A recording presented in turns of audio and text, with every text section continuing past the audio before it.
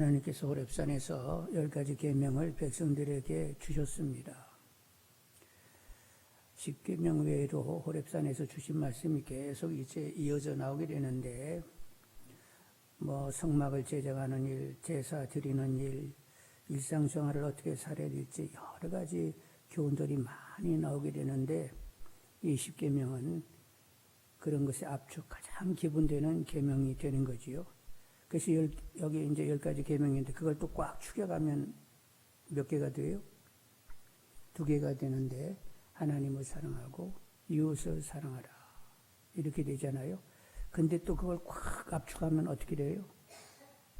하나님을 사랑하라입니다. 나를 사랑하는 자는 나의 계명을 지키는 자라 할지니, 이렇게 말씀하셔서 하나님을 사랑하면 계명을 지켜야 되는데, 하나님의 계명은 이웃을 내 몸처럼 사랑하라 하는 것이거든요. 그래서 하나님을 사랑하면 이웃도 사랑하게 되어 있어요. 그래서 이제 계명을 압축하면 결국 누구를 사랑하라고? 하나님을 사랑하라로 다 이제 집약이 되는 거죠. 자, 그런데 하나님께서는 왜 이렇게 계명을 주셨느냐 하는 거예요. 계명을 왜 주셨느냐? 나라를 만들려고 계명을 주셨습니다. 나라가 되려고 하면 뭐가 있어야 돼요? 영토가 있어야 되겠죠? 영토가. 근데 앞으로 이제 가나안에 들어가게 되면 영토를 이제 갖게 되죠. 그리고 백성들이 있어야 되겠죠? 백성은 어디 있어요? 일찍 오래전에 야곱의 식구 70인이 고센 땅에 내려가서 살게 되었습니다. 그리고 430년이 지나면서 중다해져 가지고 지금 약 400만이 넘는 사람들이 되었어요. 그래서 이제 모세를 통하여 이렇게 데리고 나오게 됐는데, 백성도 만들어졌지요? 중다하게 백성 만들어졌고, 이제 가나안에 들어가면 영토도 이제 또 얻게 되는데, 나라가 되려고 하면 법이 있어야 돼요. 그래서 이제 이렇게 호렙산에서 법을 주시게 된 것입니다. 하나님의 나라를 만들기 위하여 이렇게 백성과 영토와 법이 필요한데, 이제 법을 이렇게 주시게 된 거예요. 자, 그러면 이제 법을 주시게 되면 법이 어떻게 이렇게 유용한지, 법이 이루는 것이 무엇인지 우리가 알아야 되겠는데, 법이 있으면 질서가 잡히게 됩니다. 그리고 사랑과 자유와 평강과 희락과 번영을 가져올 수가 있어요. 여러분, 법을 따르면 이제 권위 질서가 세워지게 되는데, 하나님의 주신 법을 따르게 되면 하나님의 권위가 세워지게 되는 것입니다. 그 하나님의 권위가 세워지게 돼요. 부모를 공경하라고 했는데, 부모 공경하면 어떻게 되죠? 가정에 권위 질서가 만들어지게 되는 것입니다. 그래서 이제 하나님을 경외하고 부모를 공경하게 되면 이제 권위가 제대로 세워지면서 그 연장으로 사회 가운데도 그런 권위 질서가 세우게 되어지게 되는 거지요. 그래서 이제 공동선을 취하게 되는데, 공동선의 목표는 하나님 나라를 세우는 데 있습니다. 그러니까 법은 있어야 돼요. 법이 있어야 혼돈치 않고 서로 해침 상함이 없이 서로에게 유익한 공동체를 만들어낼 수 있기 때문에 법은 있어야 되는 거예요. 여러분은 축구 안 해보셨지? 축구를 해보면 알지만 규격된 운동장에서 공을 차야 돼요. 그래서 금이 그어져 있어가지고 요 안에서 공을 차라. 만일 금이 없으면 어떻게 되지? 공 쫓아다니라고, 공 찾느라고 시간 다 허비하고 짜증나는 시간이 많게 된단 말이요. 근데 이렇게 선이 그어져 있으면 바깥으로 공 나가게 되면 이제 이제 공격진이 바뀌어지면서 다시 이렇게 공을 찰 수 있게 된단 말이요. 그리고 이제 공을 차다가 상대를 막 손으로 치거나 발로 그냥 정경을 차버리거나 막 몸으로 밀쳐로 상대를 쓰러뜨리게 되면, 그러면 안 되지요? 그러면 이제 파울이 되는 거예요. 그래서 이제 공격권이 상대에게 넘어가게 되는데, 파울 2번 하면 어떻게 돼? 너는 기본을 모르는구나. 이게 이제 이렇게 같이 공을 차면 친선을 도모하고 건강을 위하자는데 막 서로 막 몸을 밀쳐가지고 상대를 상하게 만들어. 너는 공을 찰 자격이 전혀 없어. 그래서 퇴장시켜버린단 말이에요. 그래서 이제 결국 그렇게 법이 있어야, 룰이 있어야 서로들 목표하는 대로 서로 친손을 도모하고 건강을 도모하면서 그리고 서로들 이렇게 함께 즐길 수 있는 이런 시간을 보내게 된다는 말이에요. 그래서 법이 있다는 것이 문제 있는 게 아니라 법은 서로에게 유익이 되도록 이렇게 법이 주어지게 되는 거예요. 근데 하나님이 주시는 법은 어떤 법이라고? 결국 권위 질서 가운데 하나님 나라가 세워지기 하기 위하여 법을 주신 거지요. 그래서 여러분 하나님이 이제 10가지 계명을 줬는데 근데 그 10가지 계명으로 이제 하나님 나라가 세워지게 되는데 하나님 나라는 어떤 나라예요? 자, 1계명에서 4계명 하나님을 사랑하라. 그리고 5계명에서 10계명 이웃을 사랑하라. 그래서 하나님 나라는 무슨 나라예요? 결국 사랑의 나라예요. 사랑의 나라. 여러분 우리는 어떤 때 행복을 갖게 되는 거죠? 사랑이 나누어질 때 행복할 수가 있습니다. 우리는 하나님의 형상 따라 지어졌기 때문에 사랑을 나눌 때에 진정한 행복이 있게 이렇게 지어졌어요. 그런데 하나님께서 법을 주셨는데 어떻게 하라고? 하나님 사랑하고 이웃을 사랑하라고. 너희들 법을 지켜서 행복하라고 주신 거예요. 우리를 막 못 살게 하려고 막 강제하려고 막 짐을 지어주려고 법을 만드신 것이 아니라 너희가 사랑하면서 서로 행복한 나라를 이루면서 이렇게 공동체를 이루면서 살라고 법을 주신 거예요. 그러니까 우리가 법하면 짜증내고 아우 뭐가 무거운 걸 주는 것처럼 착각하지 말고 성경을 제대로 들여다보면 하나님께서 정말로 하나님 나라를 누리게 하기 위하여 법을 주시는구나 하고 이렇게 좋게 받는 분들이 다 되기를 원합니다. 율법하면 아이고 무거워. 무겁긴 뭐 무거워요. 사랑하라고 하는데 뭐 하려고 그럼 다른 거 뭐 할 일이 있어가지고 하여간 사랑하라고 했으니까 아이고 좋은 말씀이시구만 하고 편하게 받는 분들이 다 되기를 원합니다. 근데 이제 사랑도 깊이가 다 다른 거예요. 다 사랑이 같은 게 아니라니까. 여러분 강아지가 꼬리치면 그 앞에서 행복할 수 있죠? 강아지가 주는 그 사랑의 깊이하고 가까운 누이 오빠, 형, 동생과 이렇게 사랑을 나누면서 가지는 그 사랑의 깊이하고 아주 절친한 친구하고 사랑을 나누는 깊이하고 자식들과 사랑을 나누는 깊이하고 부모와 사랑을 나누는 깊이하고 아내와 나누는 그 사랑의 깊이 그리고 그냥 손주들하고 나누는 사랑 이 깊이가 다 다른데 가장 깊게 다가오는 우리 심령 가장 밑바닥까지 닿는 그 이렇게 깊이를 가지는 참 만족을 주는 사랑은 누구요? 우리의 원초 대신 우리를 존재케 하신 하나님의 사랑이 다가올 때만 채워지게 되는 거예요. 하나님이 그렇게 우리를 만드셨다니까.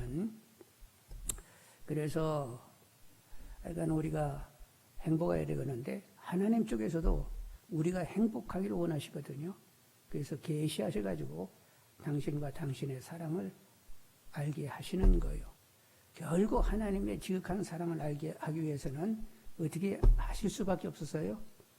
선악과를 따먹게 하고 여인의 후손을 약속하고 아들을 보내시고 십자가에서 물과 피를 쏟게 하시면서 나의 사랑은 이런 것이란다 하면서 마지막 계시로 누구를 보여주는 거예요? 십자가에 달린 아들을 보여주면서 이게 너희들을 향한 나의 사랑이다. 그런데 우리를 향한 우리는 어떤 자들이었어요? 아담의 번제로 우리는 그냥 하나님의 왼수요, 진노요, 그냥 쓰레기통에 버리는 것처럼 그냥 버려져가지고 불태워질 그런 존재들이었어요. 우리는 죄인이고 일고의 가치도 없어요. 그런데 일고의 가치도 없는데 아들을 희생하면서 피를 흘리면서 우리를 품는다. 이 지극한 사랑을 하나님을 알기를 원하셨던 거예요. 그래서 그렇게 선악과가 따먹고 아들이 오게 되고 하나님의 사랑이 어떤 것인가를 우리로 하여금 알게 하시는 거죠. 여러분 지혜와 계시형으로 하나님의 사랑 높이 깊이 넓이 길이로 충만히 깨닫게 해달라고 간구하시는 분들이 다 되기를 원합니다. 그래서 하나님의 사랑을 깨닫고 하나님을 정말로 뜨겁게 사랑하는 터에서 계명이 지켜지는 분들이 되기를 원합니다. 계명을 지켜서 하나님께 사랑받겠다. 그런 거 아니요. 먼저 하나님의 사랑이 다가와야 내가 자원하여 계명이 지켜질 수 있는 거예요. 내가 열심히 막 계명을 지켜가지고 하나님께 이쁨 받고 하나님께 다 사랑받아야지 그렇게 해가지고는 죽었다 깨도 제대로 하나님을 사랑할 수 없고 아들을 통한 하나님의 사랑 확연히 깨닫는 가운데 하나님이 이렇게 사랑했으면 마음 다하고 뜻 다하고 성품 다하고 목숨 다해 하나님을 사랑하는 것이 당연하지. 이렇게 마음이 가야 된다는 말이요. 네? 얘기했잖아요. 교회 처음 나왔더니 마음 다하고 뜻 다하고 성품 다하고 목숨 다해 하나님을 사랑하라 가지고 세상에 이런 갑질이 다 어디 있어. 이런 신을 어떻게 믿으라고 하는지 모르겠네. 이렇게 됐는데 처음에는 그래가지고 교회 다닐 때 뭐 뜨락을 받으면서 친구들하고 노는 재미로 갔지 무슨 뭐 사랑을 알기는 뭐하러. 근데 이제 다니다 보니까 하나님이 사랑에 다가오게 되니까 갑질이 아니잖아.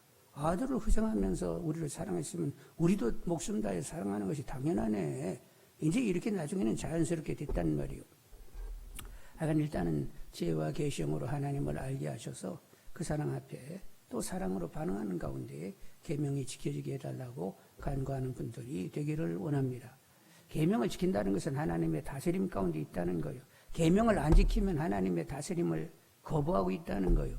계명을 하나님을 사랑하여 계명을 지키면 하나님의 다스림을 내가 수용하고 있다는 것이고 하나님의 다스림이 통하고 있으면 내 심령 안에 이미 하나님 나라가 만들어지고 있는 거예요. 그래서 성령 안에서 이루어지는 의와 평강과 희락의 그 하나님 나라가 여러분 누려지는 분들이 다 되기를 원합니다. 내가 먼저 누리고 그리고 내 주위에 있는 사람들도 함께 하나님 나라를 누리게 하는 가운데 내 안에 먼저 하나님 나라, 우리 가정의 하나님 나라, 교회의 하나님 나라, 그리고 이 나라의 하나님 나라가 이루어져야 되겠어요. 하나님을 이루고 사는 사람이 이 사회에 가득하면 하나님 나라가 되는 거지요. 하나님 나라를 이루며 사는 사람이 우리나라에 많으면 하나님 나라가 되는 거예요. 그래서 하나님께서는 그렇게 하나님 나라를 이루시기를 원하시니까 일단은 내가 먼저 하나님 나라를 누리는 분들이 되시고 그리고 내 주위에 있는 분들을 자극할 수 있는 분들이 되기를 원합니다. 그래서 우선 하나님의 법을 지키는 분들이 되기를 원합니다. 일반 법이 때로는 하나님의 법을 거스릴 수가 있어요. 우리나라도 자꾸 그런 법을 만들려고 하는데 소수 인권을 운운하면서 동성애를 지지하고 오히려 그런 것을 문제 있다고 지적하면 그것이 법의 저촉이 되도록 이렇게 자꾸 그런 법을 만들려고 하는 이런 노력들이 있는데 그런 법이 만들어지지 않도록 우리는 막아야 되겠죠. 그리고 세계 도처에 보면 극단의 모슬림, 극단의 힌두, 극단의 불교권들은 예수 믿는 사람들을 핍박하고 있단 말이요. 그들의 법을 우리는 따를 수 없단 말이요. 하여간 우리는 하나님의 법을 잘 지켜내는 가운데 내 안에 하나님 나라를 먼저 만들고 내 주위에 있는 사람들도 그렇게 하나님을 알고 하나님의 법을 따르는 가운데 그들 안에 심령의 하나님 나라가 이루어지도록 관심하고 기도할 수 있는 우리 모두가 다 되기를 원합니다. 그리고 이제 우리가 법을 지켜야 되는데 하나님을 사랑하여 법을 지켜야 되는데 법을 지켜야만 하는 것은 기도가 막히지 않아야 하기 때문에 그렇습니다. 계속 불순종하면 기도가 다 막혀버리게 돼요.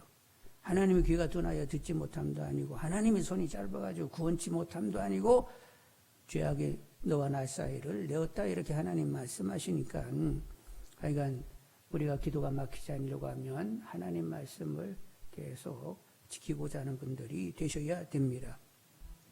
하나님은 복을 주시기를 원하세요. 우리가 번성하기를 원하시는 줄 압니다.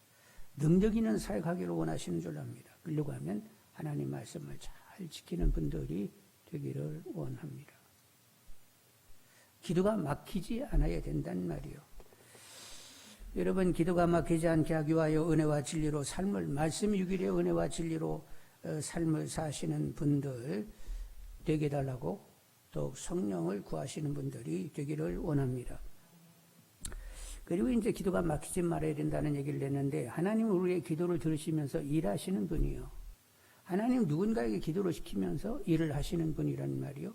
단독으로 일을 하지 아니하세요. 이렇게 합력하여 하나님은 함께 일을 하시는 분이요.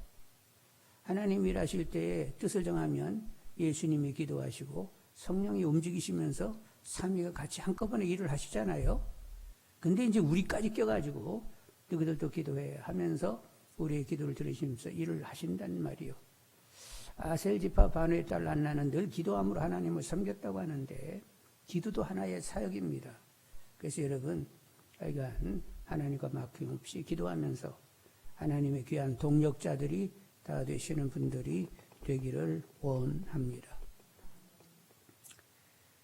자, 이렇게 하나님이 법을 주셨는데 우리를 못 살게 하려고 하는 것이 아니라 하나님의 말씀을 지켜서 결국은 이제 사랑을 나누는 가운데 하나님 나라를 이루시기를 원하시는 것이고, 그리고 하나님과 관계가 좋게 되면 하나님 우리의 모든 필요를 공급하시면서 부족함이 없게 하시고, 그리고 사역에 있어서도 능력 사역, 그리고 기도로 또 이렇게 하나님의 일에 참여할 수 있도록 하나님께서 그렇게 하시기 위하여 법을 지키라고 하시는 거예요.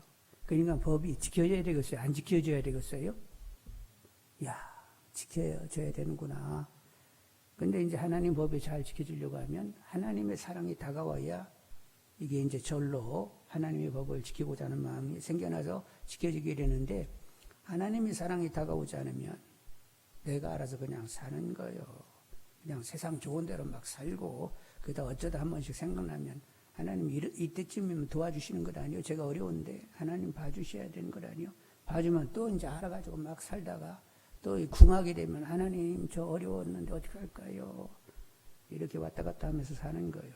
그런데 하나님의 사랑이 깊게 다가오게 되면 진지해지게 되는 것이고, 하나님을 사랑한다라고 하는 것이 어떻게 사랑하게 되는지 질문 던지면서 마음 다하고 뜻 다하고 성품 다하여 주의 계명을 지키게 되는 거지요. 예? 하나님을 사랑하면 계명을 지키는 거라고 했으니까 마음 다하고 뜻 다하고 성품 다하고 목숨 다하여 너희 하나님을 사랑하라고 이렇게 말씀한 걸 바꾸면 마음 다하고 뜻 다하고 힘 다하고 목숨 다하여 계명을 지키라, 이 말하고 똑같은 말이요. 그렇다니까.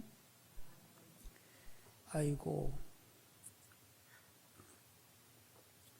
구약의 성경을 들여다보다 보니까 요시야 얘기를 하는데, 와, 마음 다하고 뜻 다하고 힘 다하여 하나님의 계명을 지켰다. 이와 같은 왕이 이전에도 이후에도 없었다. 막 이러면서 마음 다하고 뜻 다하고 힘 다하여 계명을 지킨 요시야, 이렇게 써놨더라니까. 와, 하나님을 경외하는 거하고 계명을 지키는 거하고 같구나, 이런 확인을 다시 하게 되는데, 하나님을 사랑하면 오직 그분의 말씀 뜻으로 살게 되어 있어요.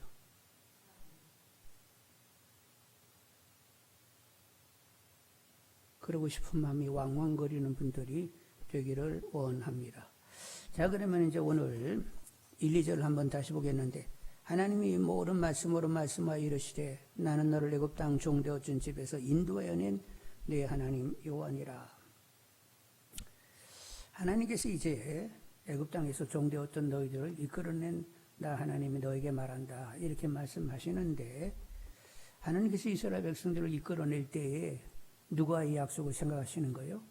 아브라함과 이삭과 야곱, 이스라엘 조상들과의 약속을 생각하시면서 이제 때가 되시니까 애굽에 종살이 하고 있는 그들을 이제 빼어내게 되었습니다. 그리고 광야길에서 보살피시면서 약속의 땅 가나안으로 이렇게 인도하실 하나님께서 계명을 이렇게 주시게 되는 거지요. 자, 그런데 우리에게 만일 우리가 계명을 지켜야 된다고 하면 어떻게 되어야 되는 거예요? 하나님께서는 언약의 피를 생각하면서 아들이 흘린 피를 흘린 아들을 생각하시면서 마귀에게 종살이하고 있는 우리를 건져내가지고 죄악 많은 세상에서 계속 하나님이 보살피셔서 종려는 약속의 땅 천국에 들어가도록 그렇게 하실 하나님이 내게 계명을 주신다, 이렇게 바르면 되겠습니다. 네?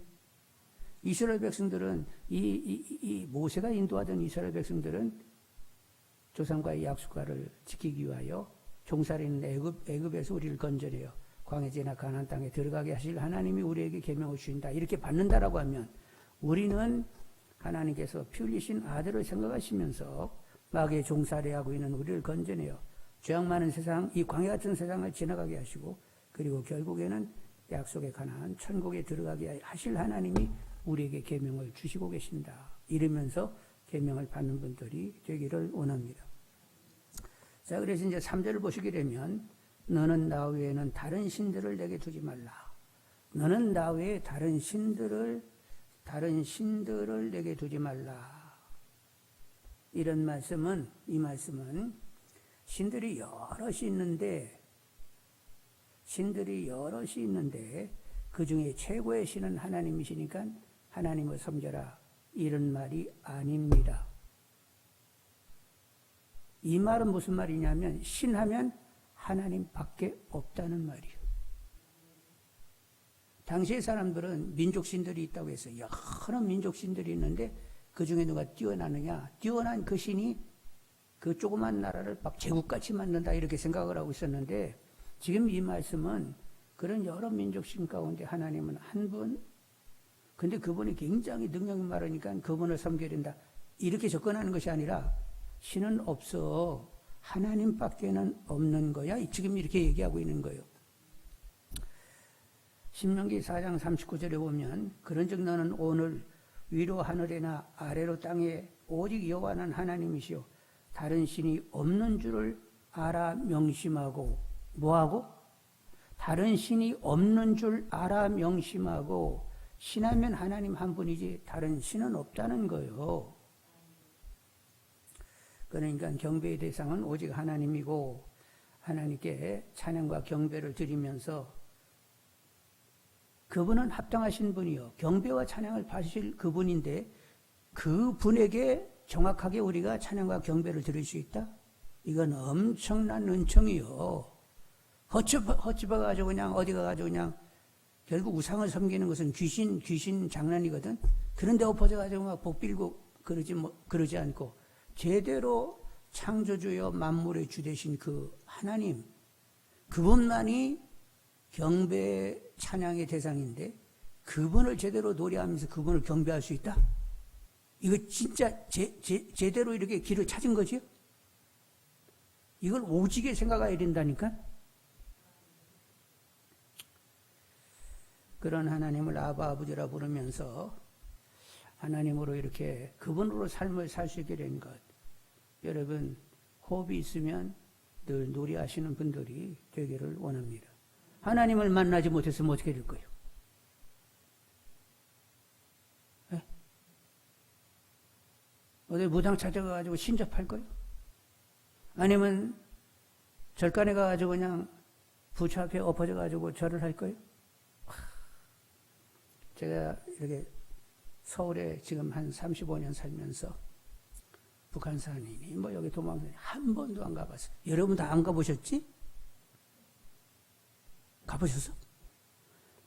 지금까지 하여간 이제 제가 34년 사는데 이 동네에서만 그 실력에 가까운 그 북한산 여기 뭐 도봉산을 한 번도 안 가봤거든요. 근데 하도 동기 목사님들이 나오라고 해가지고 한번 올라갔어요. 그래서 이제 온효봉에 올라간 적이 있었는데 이렇게 내려보니까 막 바위고 막 이렇게 경관이 너무 좋은데 곳곳에 절들이 있더라니까.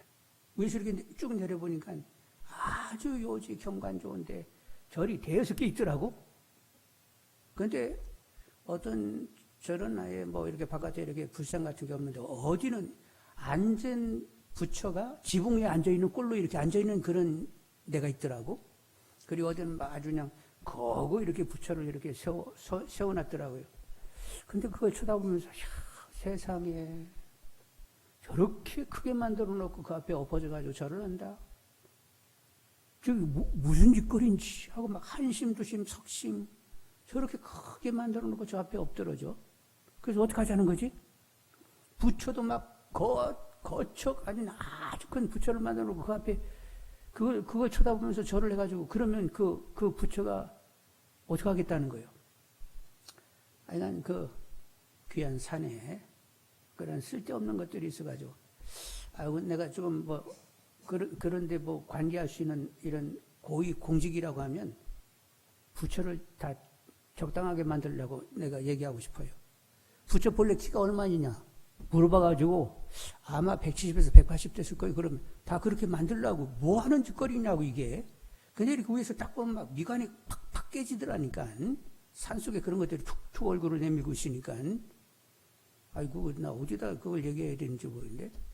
석가모니가 본래 키가 얼마였냐고. 그 키로 그렇게 만들어가지고 그렇게 할 일이지. 무슨 뭐 10m 막 앉아있는데 그냥 얼마나, 지붕 위에 이렇게 앉아있는데 얼마나 크게 만들었는지 산에서 이렇게 내려가는데 여전히 크게 보이더라니까. 그래서 완전 자연미관을 막 완전히 깨버리고 있는데 진짜 못하는 거지. 그것들이 뭐 말을 해, 듣기를 해. 그것들이 뭐 도와줄 수가 있어. 근데도 그게 엎어진단 말이요. 하여간 어찌됐건 간에 무슨 얘기하다 그렇게 갔지? 신하면 하나님 외에는 신이 없는 거예요. 하여간 말씀하신 대로 다른 신이 없는 줄을 알아 명심하고 하나님만 경배하라. 하여간 하나님만 경배할 수 있게 돼가지고 여러분 오지도 않는 마음이 팍 드는 분들이 되기를 원합니다. 하나님 알지 못했으면 어디 가서 그냥 헛군데 가가지고 더 비려적덕하고 막 부처 궁둥이나 만지면서 어떻게 복 달라고 그러고 있을 거 아니요. 아이고 어디를 갔더니 또 어느 절간을 옆을 지나가는데 부처가 이렇게 정원 한가운데 앉아 계시더라고. 근데 이제 정원을 이렇게 사람들이 보살들이 막 이렇게 돌아가면서 아마 빌면서 아마 복 달라고 하는 것 같더라고. 승질 같으면 그 부처 머리 위에 내가 앉아가지고 있고 싶더라니까. 진짜 뭐 하는 것들이 지금 한심도심 석심하더라니까. 왜 이렇게 흥분하는지 몰라. 하여간 하나님 외에는 다른 신 없습니다. 하나님 경배하고 찬양할 수 있는 거 오직에 생각하는 분들이 되기를 원합니다. 4,6절을 보시겠어요. 4,6절 다시 4절에서 6절. 널로 하여 새긴 우상을 만지지 말고 또 위로 하늘에 있는 것이나 아래로 땅에 있는 것이나 땅 아래 물속에 있는 것에 어떤 형상도 만들지 말며 그것들에게 절하지 말며 그것들을 섬기지 말라. 나 네 하나님 여호와는 질투하는 하나님인즉 나를 미워하는 자의 죄를 갚되 아버지로부터 아들에게로 3,4대까지 이르게 하거니와 나를 사랑하고 내 계명을 지키는 자에게는 1,000대까지 은혜를 베푸느니라. 하여간 우상을 만들어서는 안 돼요. 돌로 그걸 조각했든지 나무를 깎았든지 형상이 뭐 하늘에 나는 새로 만들었든지 아니면 뭐 짐승 가지고 상을 만들었든지 아니면 바다에 뭐 물고기 가지고 뭐 만들었든지 그거 다 누가 만든 거예요? 지가 스스로 이렇게 어디서 뚱 하고 나온 거예요. 사람이 만든 거예요. 다 사람이 만들었잖아요. 그래서 그 사람이 만들어 놓고 그걸 신격화해가지고 그 앞에 엎어진다? 그러면 이제 결국 누가 와가지고 장난질 해? 귀신들이 와가지고 이제 장난질 치는 거지요. 하여간 나무상이면 추울 때 그냥 팍 뽀개가지고 땔감 삼으면 되고 돌상이면 깨가지고 주춧돌을 만들든지 하여간 돌계단 만들 때 거기다 갖다 집어넣든지 금상이면 금 팔아가지고 유용하게 쓰면 되지. 그거 가지고 뭐 이렇게 상을 만들어 놓고 그걸 뭐 신이라고 엎어진단 말이요. 그런데 사람들은 그런 일을 한단 말이죠. 우둔해져 가지고 하나님 조물주 대신 피조물을 섬기게 됐다고 이렇게 말씀하고 계십니다. 하여간 하나님 외에 무엇을 가치 있게 무엇을 아주 의미 있게 이렇게 의미를 부각하면서 의지하는 것 하나님은 싫어하세요. 하나님만 의지하기를 원하십니다. 그 외에는 다 질투하시면서 그 죄를 묻겠다고 이렇게 말씀을 하세요. 하나님보다 우상을, 하나님보다 사람을, 하나님보다 재물을, 하나님보다 권세, 지위, 인기, 명예, 외모, 하나님보다 기타 무엇을 귀중히 여기면 이미 그것은 우상을 섬기는 것으로 간주가 되어 그 죄를 본인과 그 후손들에게 묻겠다고 말씀을 하십니다. 부모가 그렇게 살면 그 자녀들도 답습하게 돼서 부모와 그 후손 3, 4대까지 죄를 묻게 된다고 하는데 근데 뭐 후손들이 예수 믿게 되면 그런 일은 없게 되는 거죠. 하여간 어찌됐든 간에 답습할 수 있다 이런 여지가 있다는 것을 얘기하면서 3, 4대까지 죄를 묻겠다고 이렇게 말씀을 하시네요. 하여간 하나님께서는 저주가 아니라 복 주시기를 원하시는 분이니까 나와 나의 가족이 또 하나님을 알고 하나님을 사랑하여 계명을 지키면서 복을 받게 해달라고 기도하게 되면 복 주실 줄 압니다. 그리고 7절 한번 보시겠습니다. 7절 너는 네 하나님 여호와 이름을 망령되게 부르지 말라. 여호와는 그의 이름을 망령되게 부르는 자를 죄 없다 하지 아니하리라. 이방인들은 복을 달라고 주문 외우듯 그냥 외우고 같은 말을 계속 반복하면서 이렇게 주문 외우듯 하잖아요. 이방인들처럼 하나님 이름을 그렇게 불러서는 안 되고, 그리고 자기 이익과 정당성을 입증하기 위하여 하나님 이름을 동원해서도 안 돼요. 가끔씩 이렇게 성도님들 보면 상투적으로 기도해 봤더니 이런 말을 아주 쉽게 쓰는 분들이 있습니다. 이렇게 얘기하면서 기도해 봤더니 그러면서 얘기를 통하는 거예요. 그럼 나머지 사람은 어떻게 하라는 거예요? 본인이 기도해가지고 응답받았으니까 나머지는 그냥 아무 소리 말고 그냥 들으라는 거예요? 근데 그런 말들을 툭툭 이렇게 쓰는 사람들이 있더라고. 자기 말에 하나님을 얹혀가지고 자기 말에 무게를 가지려고 하는 이런 노력들, 그것도 삼가해야 됩니다. 어떤 애는 불평불만하고 하나님을 막 따지자고 하나님 이름을 부르는 사람이 있어요. 겁이 하나도 없는 사람들이 있단 말이요. 하나님의 거룩한 이름을 남용하는 것은 하나님을 모독하는 것이고 죄가 될 수가 있습니다. 그래서 하나님 이름이 거룩히 여김받도록 하나님을 이름을 부를 때에 좀 더 인격적으로 하나님의 이름을 부를 줄 아는 분들이 되기를 원합니다. 이제 8절로 11절을 보시겠어요. 8절로 11절. 안식일을 기억하여 거룩하게 지키라. 여세 동안은 힘써 내 모든 일을 행할 것이나 일곱째 날은 네 하나님 여호와의 안식일인즉 너나 내 아들이나 내 딸이나 내 남종이나 내 여종이나 내 가축이나 내 문 안에 머무는 객이라도 아무 일도 하지 말라. 이는 여세 동안에 나 여호와가 하늘과 땅과 바다와 그 가운데 모든 것을 만들고 일곱째 날에 쉬었습니다. 그러므로 나 여호와가 안식일을 복되게 하여 그날을 거룩하게 하였느니라. 하나님이 천지를 창조하시고 일일째 쉬셨으니까 안식일에는 다른 일을 하지 말고 하나님께 집중하면서 하나님이 창조주이신 것을 이렇게 다시 한번 확인하며 창조주 하나님 앞에 분여된 삶을 어떻게 살아야 될지 이렇게 궁구하면서 안식일을 보내야 되는 거예요. 그런데 지금 여기 출애굽기는 하나님이 창조하시고 일일째 쉬셨으니까 그래서 이제 기념이 되게 해야 된다. 하나님이 모든 것들을 지었으니까 인간만 쉬는 것이 아니라 짐승들도 쉬어야 되고 그리고 객들도 쉬도록 해야 된다 하면서 이렇게 말씀을 주셨는데, 신명기를 보면 요 하나님이 창조하시고 쉬셨으니까 쉬자고 얘기하는 것이 아니라 그 말은 싹 빠지고 하나님이 애굽에서 우리를 구원해내셨는데 그 애굽에서 우리를 구원하여 안식케 하시는 하나님을 기억하면서 쉬자 이렇게 기록이 되어 있어요. 신명기 5장 15절에 보면 너는 기억하라. 내가 애굽 땅에서 종이 되었더니 내 하나님 여호와가 강한 손과 편팔로 거기서 너를 인도하여 내었나니 그러므로 내 하나님 여호와가 내게 명령하여 안식일을 지키라 하였느니라. 그래서 출애굽기와 신명기에 차이가 있어요.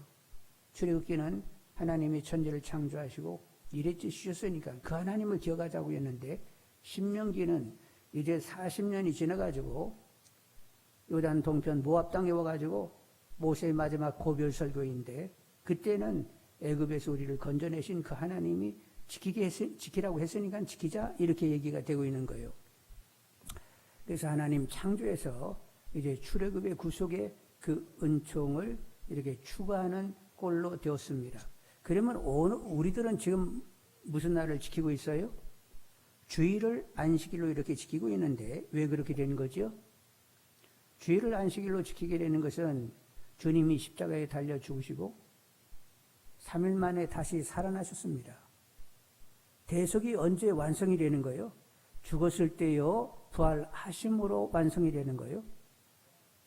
주님의 구속은 주님이 죽었다가 부활하심으로 구속이 제대로 완성이 되는데 그 완성된 날이 바로 주일이 되는 것입니다. 그래서 이제 우리는 주일을 지키게 되는 거예요. 주님이 죽었다가 다시 사심을 우리는 믿어서 우리는 새롭게 재창조되는 것입니다. 예수 그리스도 안에 있으면 새로운 뭐라? 피조는 창조된 거예요. 우리는 새롭게 재창조되었습니다. 그 재창조가 주님이 죽었다가 다시 사셔서 그 사심 때문에 우리가 재창조가 됐거든요.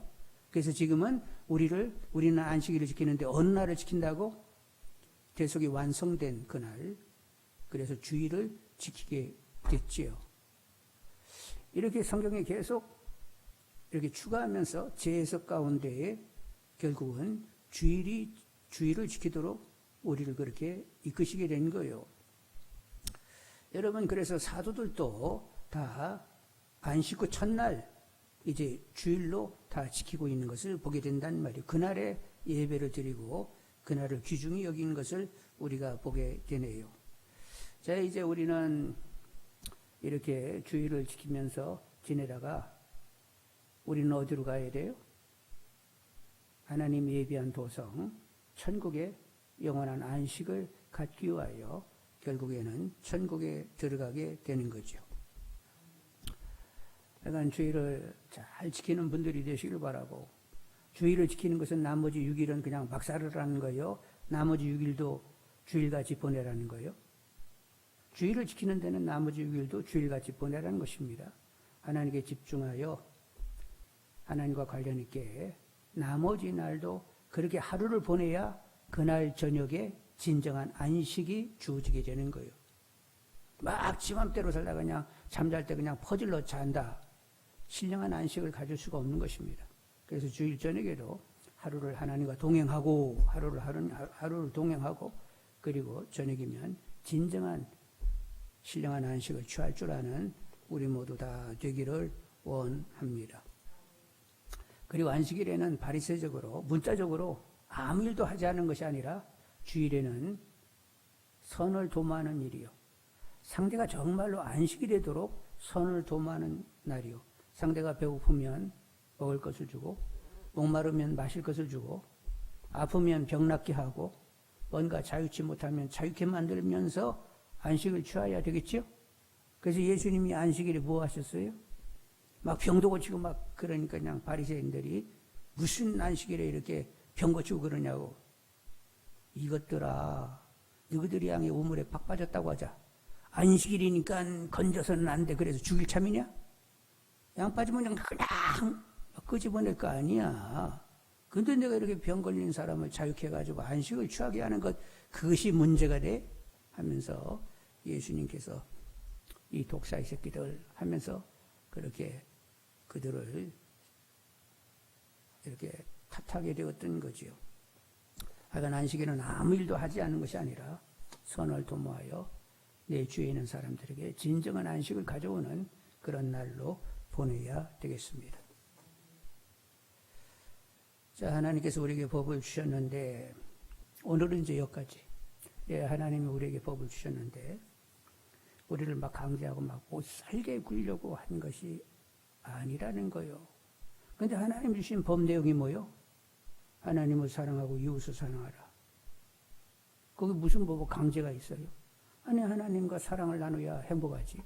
이웃과 사랑을 나눠야 행복한 거 아니에요. 인간은 하나님의 형상 따라 지어졌기 때문에 사랑을 나누지 않으면 행복할 수 없으니까 야, 너희들 행복해야 되겠지? 그래서 사랑하라고 이렇게 말씀을 하시는 거예요. 그리고 하나님을 정말로 경외하고 부모를 공경해야 그 연장으로 사회 질서가 제대로 만들어지게 되고 하나님 나라가 이 땅에 임할 수 있게 되니까 하나님 그렇게 말씀을 주시게 된 거지요. 하여간 법을 잘 지켜서 막힘이 없는 분들이 되기를 원합니다. 기도가 막히지 않아야 하나님께 쓰임받게 되고 기도로도 하나님께 쓰임을 받게 되니까 하나님께 막히지 않도록 그렇게 이렇게 하나님께 반응해야 되겠습니다. 하나님 외에 다른 신은 없습니다. 오직 신은 하나님밖에는 없습니다. 하나님만 경배의 대상입니다. 하나님 외에 다른 것을 조금이라도 뭐가 이렇게 의미 있게 의지하려고 하면 안 돼요. 의지할 분은 오직 하나님밖에는 없습니다. 성령의 역사 가운데 하나님을 크게 알고 바르게 반응하면서 하나님을 누리는 분들이 다 되기를 원합니다. 하나님의 사랑과 선과 신실과 권세와 능력과 지혜와 하나님이 가진 모든 것이 누려지는 분들이 되기를 원합니다. 그래서 여러분 우선 누구로부터 행복해야 돼? 누구로 만족해야 돼? 하나님으로 행복하고 하나님으로 만족함을 다 해결을 보셔야 돼. 하나님과 해결이 안 돼가지고 또 세상에 돈이 있으면 엄판 좋겠는디, 저 사람이 나와 막 사랑을 나누어줬으면 참 좋겠는디 하고 이렇게 시선이 가면 그들이 우상이 되는 거예요. 문제 해결은 이미 누구랑 다 해결을 봐야 된다고? 하나님과 문제 해결을 다 보셔야 돼. 하나님은 충분하다고. 나는 하나님으로 족하다고. 하나님으로 일단은 모든 문제를 다 해결함 받고, 해결 보면 내가 가지고 있는 그 해결된 그 상태에서 이제 주위 사람과 관계하고 배려하면서 살아야 되는 거예요. 아셨죠? 그러니까 무엇 의지해서는 안 되고 하나님이면 충분한 상태가 되어야 된단 말이에요. 그래서 하나님 더 가까이 오시라고. 더 깊게 다가오시라고. 하나님이 더 체험되게 해달라고. 하나님이면 충분하다고 고백할 수 있도록 저 좀 만들어주시라고. 계속 기도하는 가운데 일단 하나님으로 해결을 다 끝보는 분들이 되시길 바라고, 이제는 삼위 하나님 모시고 하나님을 여력 삼으면서 이제는 주위 사람들을 배려하고 그들에게 복이 되도록 복의 통로가 되셔야 되는 거예요. 복을 흘려보내는 사람들이 되어야 되는 거예요. 아셨죠? 그런데 복을 흘려보내지 못하면 여전히 또 어디 가지고 복을 구할 데가 없는가? 이 사람이 나에게 좀 뭐를 줄 수 있는가? 돈이 있으면 좀 든든하고 편하고 좋을 텐데 뭐 또 세상에 무슨 재미없는가 하면서 이렇게 두리번거리게 된단 말이에요. 그런 것들은 다 그러면 이미 우상을 섬기는 꼴이 되는 거예요. 하나님으로 문제 해결 다 얻으시는 분들이 다 되기를 원합니다. 마음 다고 뜻 다고 성품 다고 목숨 다해 하나님을 사랑할 수 있다라고 하면, 하나님의 사랑을 알고 그렇게 사랑할 수 있다라고 하면 여러분 심령 밑바닥까지 차는 참된 만족과 행복을 가지게 되는 거죠. 더 이상 다른 거 둘러볼 것이 없는 것입니다. 하나님이면 그냥 촉하게 살 수가 있는 거예요. 사도 바울을 쳐다보면 그런 생각이 들지요. 사도 바울?